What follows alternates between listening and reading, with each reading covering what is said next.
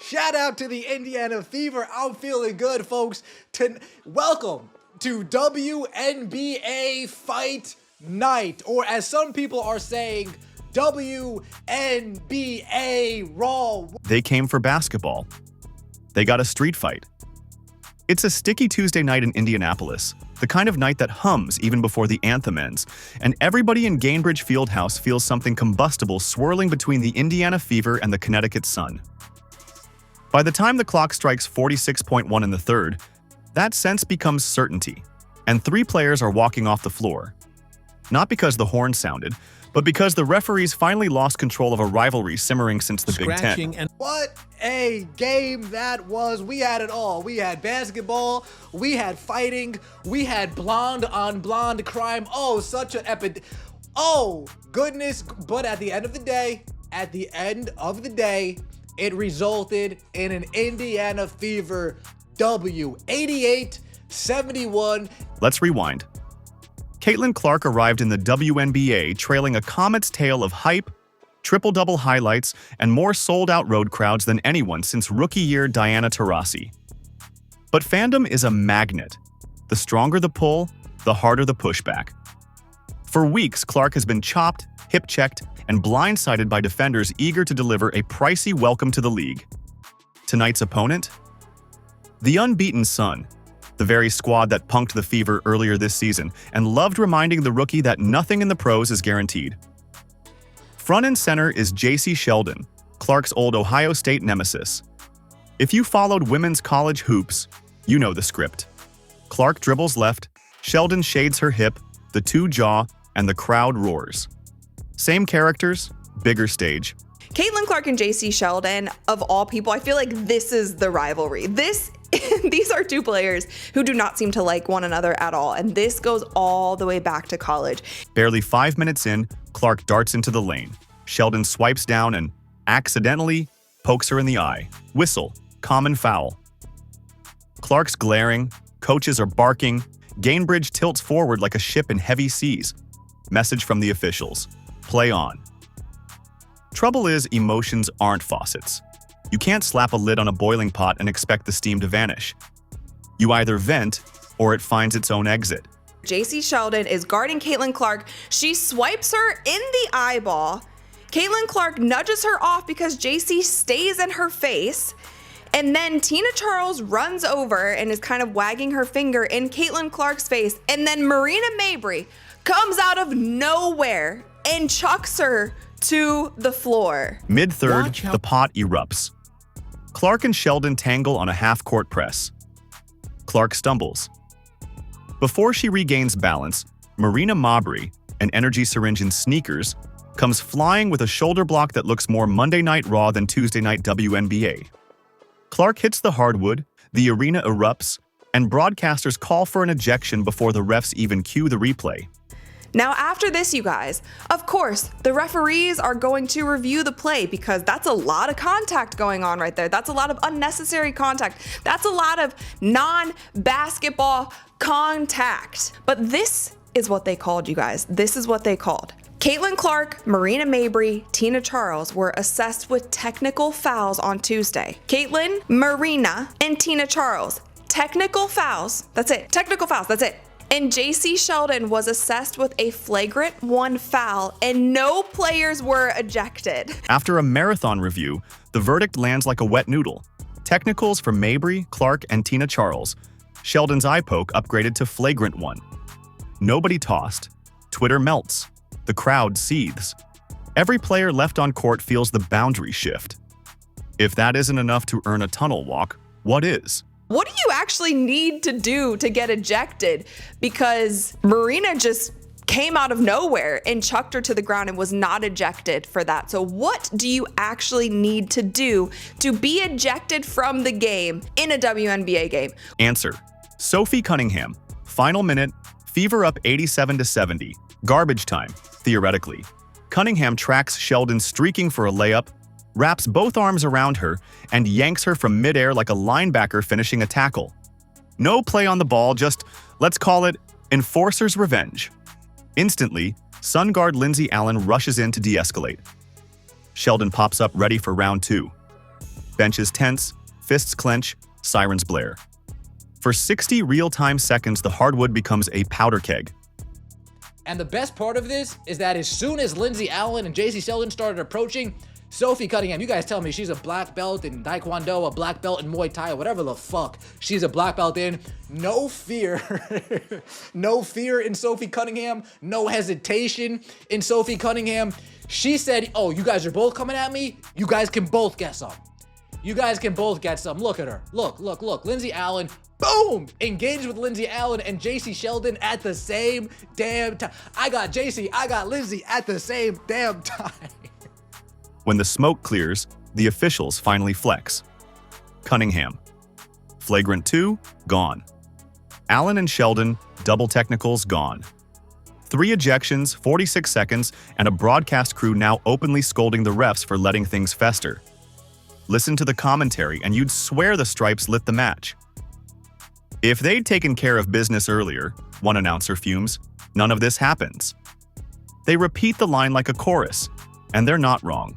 All game, Caitlin Clark and the Indiana Fever were getting checked. All game, the Indiana Fever were getting punked. All game, the referees let this physical style of basketball continue and continue and continue and continue and continue and continue. And eventually, Sophie Cunningham had enough. Oh yeah. Fever head coach Stephanie White has receipts. Back in May, after a one-possession loss to New York, she called a final play no call egregious. Next week, deja vu, more free throw disparity, more public frustration, more clips shipped to league office purgatory. But I do not blame Sophie at all. Like, I have her back. To me, this was not a dirty play. This was making a statement because the referees didn't do their damn job. Post-game tonight, White hammers the theme.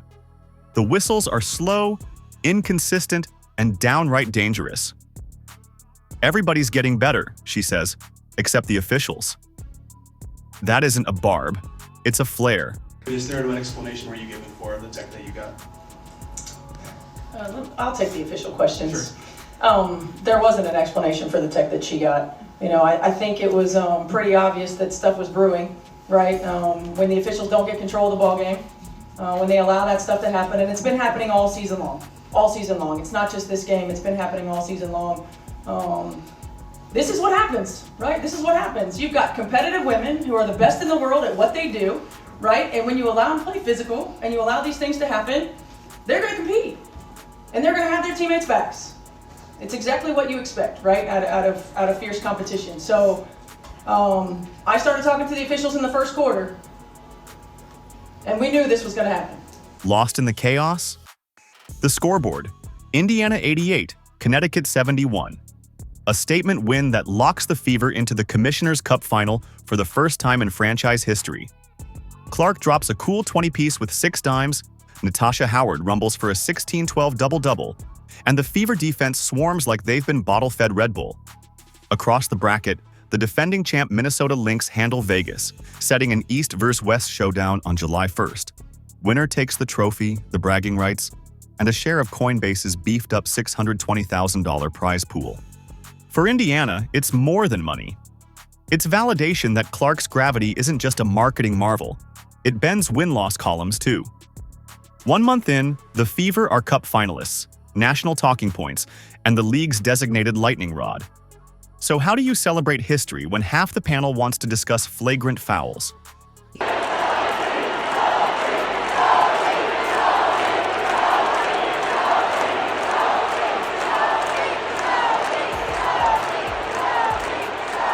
Sophie's jersey is going to sell out tonight. She's going to be in the All-Star game tonight just from this one play because she was standing on business. It wasn't a dirty play. It was an intentional foul, and it was meant to send a message. According to Clark, you crank the music, pop a few woos into the tunnel interview, then pivot to the stacking days mantra that's become team scripture.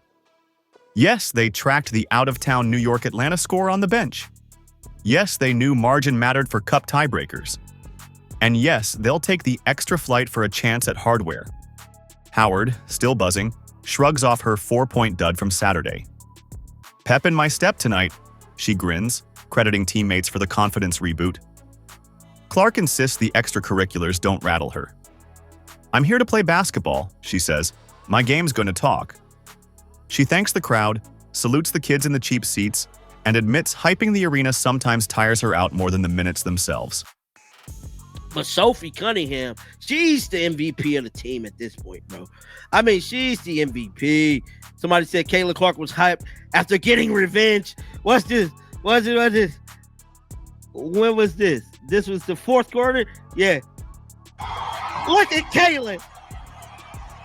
Assistant coach Rama Christmas eventually yanks her back to the bench so she can breathe before the next defensive possession. Here's what matters. Indiana is 6-2 in its last 8 after an 0-3 stumble out of the gate. Clark is averaging 18.76 since June 1st, looking every bit the floor-bending savant analyst promised. The Fever defense, worst in the league a year ago, just held the Sun to 62 second-half points across 2 games. Yet the storyline isn't purely basketball. Every sold-out arena for Clark is also a target range for opponents craving a highlight swat on SportsCenter. That's fuel for ticket revenue, but tinder for dust-ups when officiating allows full-contact dodgeball. If the league wants to capitalize on its surge, and crypto bonuses don't appear out of thin air, protecting its stars is non-negotiable. Fierce competition? Absolutely. Wrestling takedowns? Hard pass. Again, we won't start it, but we damn sure will finish it. And finally, we have somebody. There is some type of proof with this team that says, all right, you guys want to foul the shit out of CeCe all game? Say no more. All right, you guys want to ride Caitlin Clark all game? Say no more. All right, Marina Maber, you want to hip check Caitlin Clark? Say no more. Sophie Cunningham said, say no more. An hour after the buzzer, the incident clip hits 3 million views, and you can almost hear keyboards clacking at WNBA headquarters. Fines and suspensions memos are brewing before teams even clear TSA. That urgency is new. In seasons past, flagrant reviews lagged behind the news cycle.